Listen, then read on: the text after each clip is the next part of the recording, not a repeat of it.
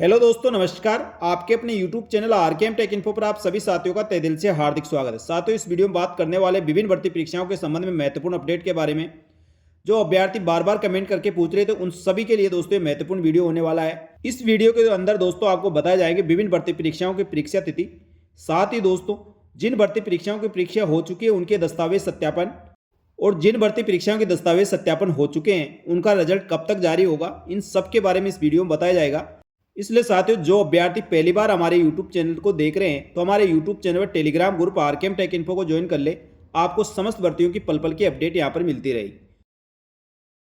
साथियों, सबसे पहले बात करेंगे, आप किसी भी भर्ती परीक्षा की परीक्षा देने जाने वाले हैं या कोई दस्तावेज सत्यापन करवाना है तो उससे पहले यदि आपके मूल आधार कार्ड में फोटो और बायोमेट्रिक 3 साल से अधिक पुरानी हो चुकी है तो उसको आपको अपडेट करवाना जरूरी है। कई अभ्यर्थी ऐसे जिनकी फोटो और बायोमेट्रिक अपडेट करवाएं काफ़ी समय हो गया है या उनकी बचपन की फ़ोटो अभी लगी हुई है, जिससे अब भर्ती परीक्षाओं के अंदर जब अभ्यर्थी परीक्षा देने जाता है तो उसकी फ़ोटो से मिलान नहीं हो पाता है और बायोमेट्रिक कभी कभी काम नहीं करती है। इसलिए आप जो भी अभ्यर्थी दस्तावेज सत्यापन करवाने हैं और किसी भी भर्ती परीक्षा में सम्मिलित होने वाले हैं तो अपने मूल आधार कार्ड में अपनी फ़ोटो और बायोमेट्रिक ज़रूर अपडेट करवा लें।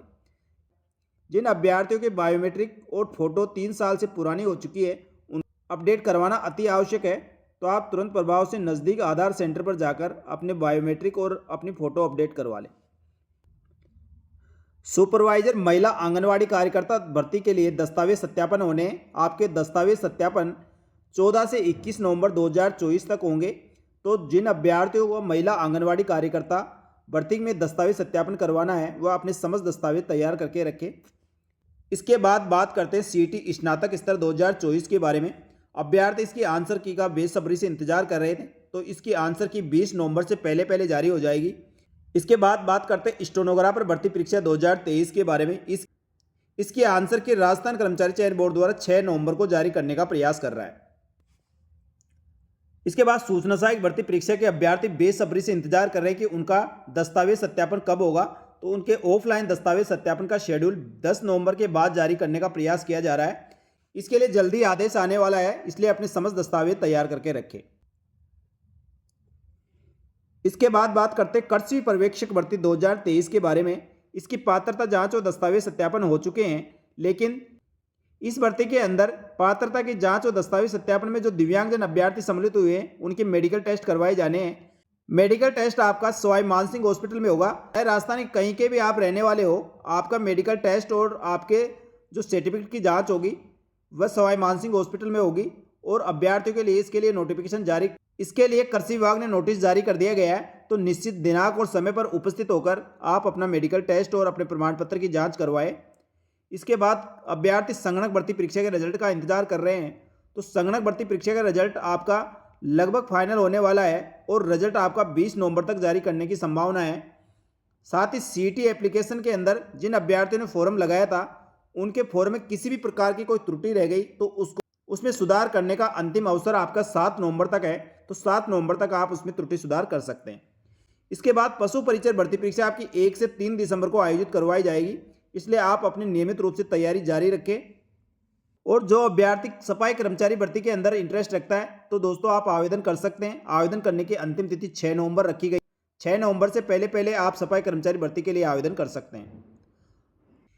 इसके बाद बात करते हैं आरपीएससी राजस्थान लोक सेवा आयोग द्वारा भर्ती परीक्षाओं के बारे में।